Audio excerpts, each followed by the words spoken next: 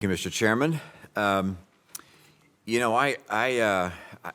don't watch as closely as I'm sure you do to see just what China is doing, but I must admit it strikes me that they have a very comprehensive plan to establish global leadership and to replace us, whether that's in international institutions where they insinuate themselves into people in leadership, whether it's the movement away from democracy generally and the growth in autocracy. Freedom House indicates that trend continued again this year. They dominate certain raw materials that are the raw materials of the future, whether it's nickel or magnesium or rare earths and so forth. They either dominate the mining of those things or the processing of them. They put in place the rail lines to get the raw materials to their ports. They own the ports to get the products to their market. Of course, then they have TikTok, which allows them to gather data on the American people and to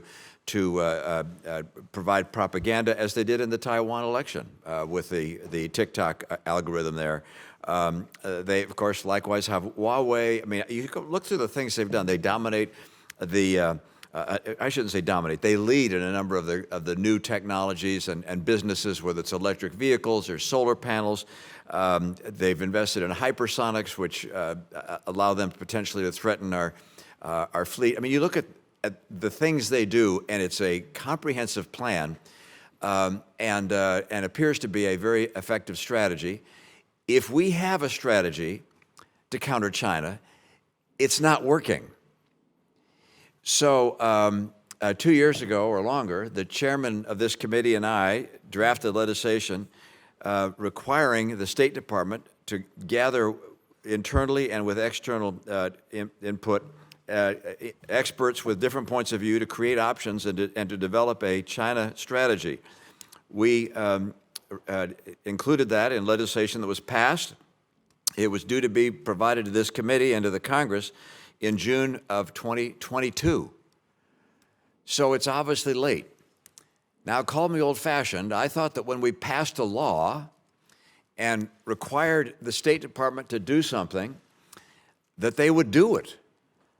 And the State Department has not, or someone has not, and I don't understand why. Now, I can understand people say, hey, we're late, we'll get it to you, but apparently the work has been done, but this has not been provided. And by the way, if it's classified, let it be classified. But China, from what I can tell, has a game plan, and it's succeeding.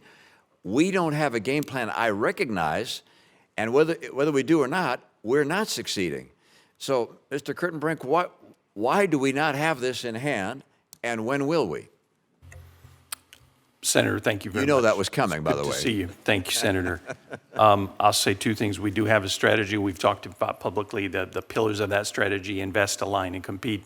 I would three words does not make a strategy. Right? I mean, it's a wonderful headline: invest, align, compete. And the Secretary that nature over 2 years ago, 3 years ago, and I said, that's terrific, that's exactly right, but we need a comprehensive strategy. I've just described a few things China has in their strategy. We don't have that. At least it's not been provided to this committee or to the United States Congress or the American people, and we're losing, if you will, on a strategic battlefield.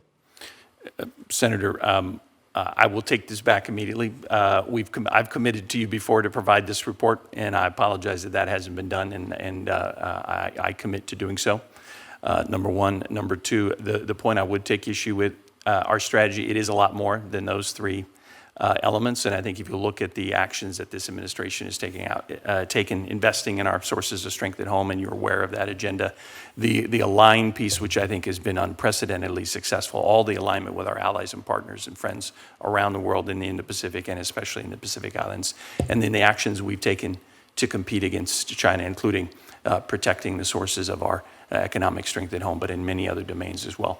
So I'm confident that we have a strategy. I'm confident that our China strategy is succeeding, has been successful, and is succeeding.